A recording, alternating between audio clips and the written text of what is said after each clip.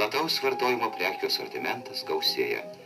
Netgi tiek geistų mėsos malimo mašinėlių pagaliau sulauks šeimininkės.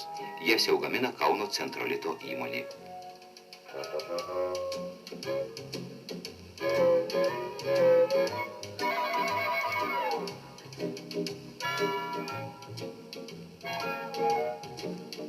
Tauragiečiai išleidžia automobilių sargą. Jį įrengus svetimas į mašiną neįlips. Deja, Respublikos vairuotojai kažkodėl dar juos ignoruoja. Gal per maža reklama?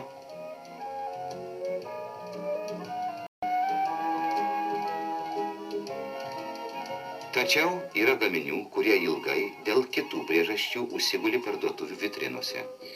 Pas mus yra labai įvairus vakavimo mašinėlių asortimentas.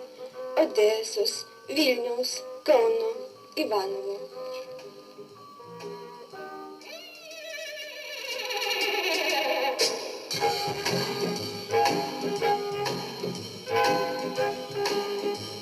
Kauno Dzeržinskio staklių gamyklos skyriaus viršininkas Antanas Deksnys.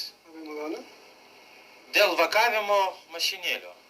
Tai ką, gal pirkti pas mus noritės? O kodėl pirkt? Todėl, kad gamykla neturėjo jų kur dėti.